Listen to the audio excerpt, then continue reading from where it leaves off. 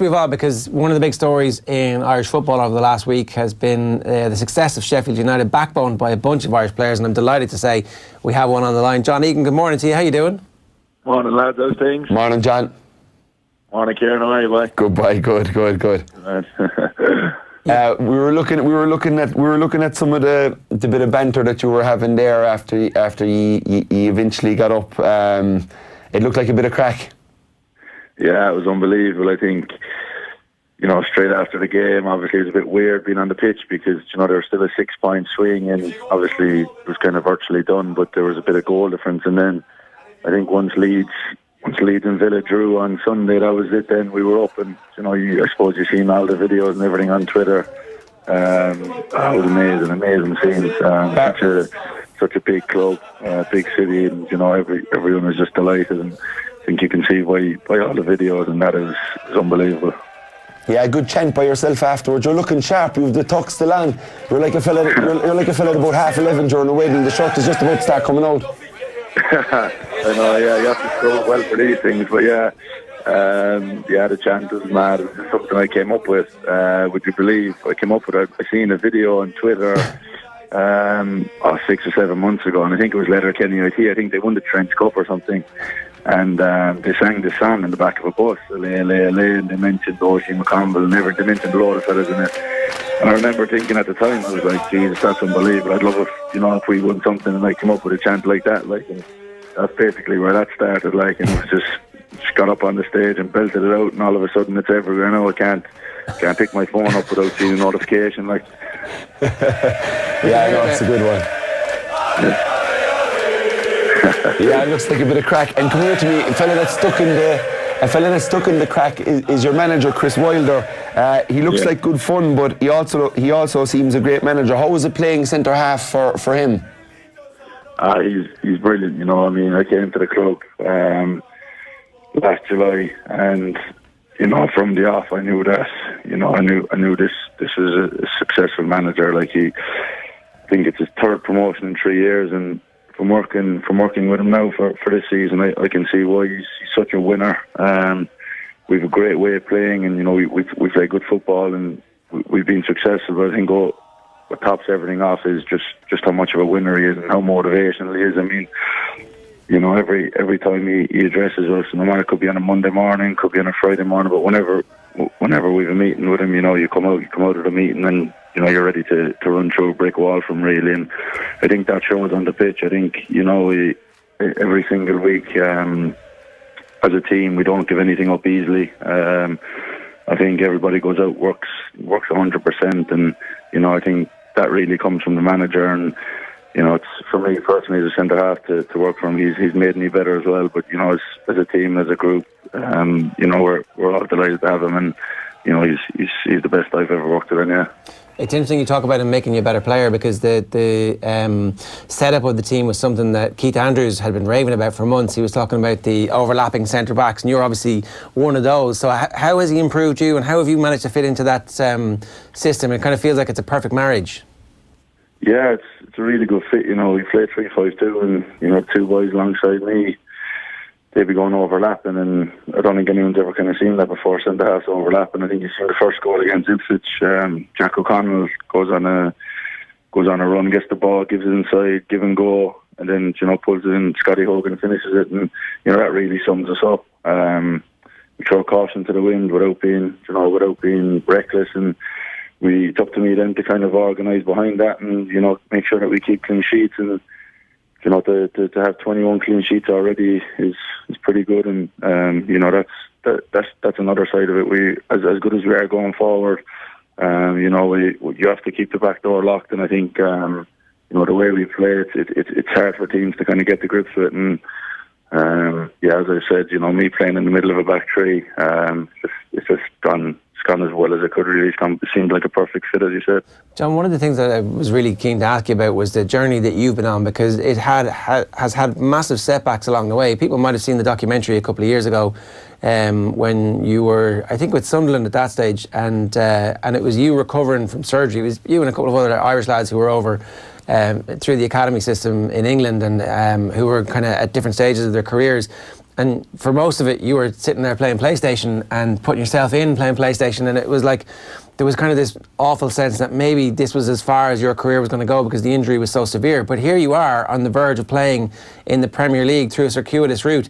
You have to be a hard bastard to stick it out the whole way. Yeah, definitely. I mean, you know, people think, you know, being a footballer is all great, and you know, there's no downs to it. But I can assure you that, you know, it's a long road, even for players to play Championship, to play League One, Premier League, no matter what league. To be a footballer, you have to be mentally strong. And you know, I think obviously when I broke my leg, it was really low. Probably coming off that pitch in Bradford that night, you know, I was, you know, obviously in a world of pain, but I was obviously half thinking, Jesus, is that it? You know, I'd be lying if I never told you that I thought that. But you know, I suppose I kept the belief. You know, my rehab at Sunderland, you know, I kept my belief all the way through that. You know, wrote down a few goals and stuff, what I wanted to do, and you know, thankfully I just stuck to the plan and kept trying to get better, and you know, got my leg, got back up on my feet, and you know, I think I started my first few games. I went on loan to Southend in League Two, and ever since then it's been an upward curve, and you know, it's just all about belief and being mentally strong. And you know, hopefully people, maybe more young players who unfortunately might suffer a bad injury when they're, you know, 18, 19 trying to break through, you know, hopefully some of them can maybe look at my story and see that, you know, if you put the work in, and you know, if you're dedicated and make sacrifices, you know, that you can come back from these things and you can kick on and go on to do whatever you want to do. John, we know you're tough because you've got obviously a good breeding line. Yeah. And for your old man to survive years with Jimmy Dean and marking him in training, you're obviously made of, the Egans are obviously made of good stuff. And it was, look, I always, you know, even been friends with Tommy Walsh and David Moran, and it must be tough, like for the likes of yourselves, kind of like almost playing under that shadow, and you know, and even for you to and I know how proud you are of your old man and what he was able to do for Kerry, but how proud of you the fact that you, as you said, through all these injuries, through all them knocks, are going to be lacing up your boots, sitting in Premier League dressing rooms next year, ready to go to war with your teammate, who you've got a great manager, you'll strengthen the squad. What are your goals yourself for next year?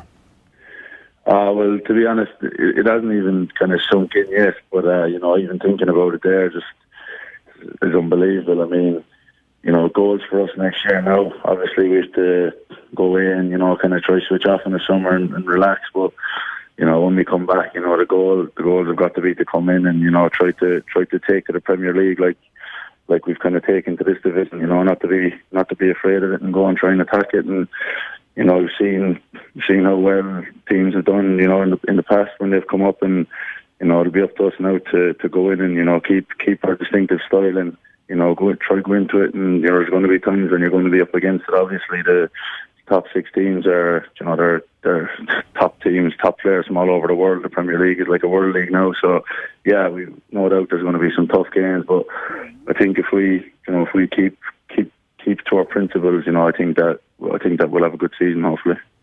What about your own hopes in terms of the Ireland setup? Obviously, you know, you've kind of been on the fringe of squads in the past, and you're beginning to get some opportunities there. Like centre back is one of those positions, and we've talked about this with people all around the world, that, you know, in Europe at the moment, centre backs aren't really coming to the peak of their powers until their mid to late 20s. Just the way the game has evolved, it's not as physical a game anymore. You can't just go and kick somebody the way you were able to do in the 80s and even up to the 90s. So it's taken a bit longer for coaching to understand exactly how to get young players into the mindset of playing. You've got hundreds of games now, effectively, and you're kind of arriving at just the right moment in the Premier League. Yeah, I feel really, you know, I feel ready. I've always believed in my ability anyway, no matter what age I was. I suppose that's probably out of pure stubbornness, but you know, I really do feel as ready as ever now, and you know, I just have to keep improving. You know, you have to keep improving till the day you finish, and you know, I think there's a lot of improvement left in me, and you know, I'm looking forward now to this summer and to next season, and you know, testing myself at the highest level. One last thing, sorry, for me. You must have been watching Jan Vertonghen last night. Very interested. You had a couple of concussions when you were at Brentford, and obviously it's something the football is really catching up on rugby a little bit at the moment. Still has a bit of education to do generally. Yeah, I picked up a couple of concussions last season when I was at Brentford, and to be fair, at Brentford, the doctors and the physios took everything out of my hands, so it was, it was good and stuff. And I think the second concussion I got, they actually didn't allow me go back playing for 3 or 4 weeks, even though it's like a week protocol, just to be on the safe side. So I think it's something that is definitely improving in soccer. I think 3 or 4 years ago, you get a head knock in the pitch and you probably just try to run it off, and you end up being dizzy after training or after a game or something. But I think now there's a lot more awareness about it, and yeah, seeing that last night, it didn't look good. But when you're heading balls and you're clashing heads, I think it's going to be common, and it's good now that that there's a bit of awareness about it anyway, because your health is your wealth at the end of the day. Yeah, absolutely, John. And where's enough of the serious talk? Listen to me. Where are you going on holidays? Where's your first piss up going to be? And how are you going to celebrate this thing properly? I don't know, you'll have to keep the eyes peeled. You have to keep the eyes peeled. I'll have to keep an eye on Instagram. I don't know, we'll have that organised. Don't be giving away them secrets. But I'll be back to Kerry in here sometime, so I'll have to give you a text when I'm back in Kerry. Yeah, we'll meet up for sure. And look, listen, boy, absolutely unbelievably proud of you, and well done, and enjoy the break, and keep the head on, and keep working hard for next season, and we'll be in touch. Best of luck. I will, Kieran. Thanks a million. Not a bother, John. Thank you. Good stuff. That is this week's Shot Clock. Great interview there with John Egan. Very happy with life, and deservedly so. Yeah, absolutely. Look, a great guy. I got on to him yesterday about coming on Shot Clock, and no bother. So yeah, he's a great kid, very down to earth. Barry John Keane would be very good friends with him. They'd be over and back, and I'd say if he's good friends with Barry John, he's that kind of a bit of a good. He's got great banter, I'd say, because Barry John's very witty, and the two of them together are supposed to be good crack. And John came to 1 or 2 of our sessions back over the years to probably see how we were doing stuff and how it was different to what he was doing over across the pond. But sessions on the pitch. His sessions on the pitch, yeah. It might have been 1 or 2 off it as well.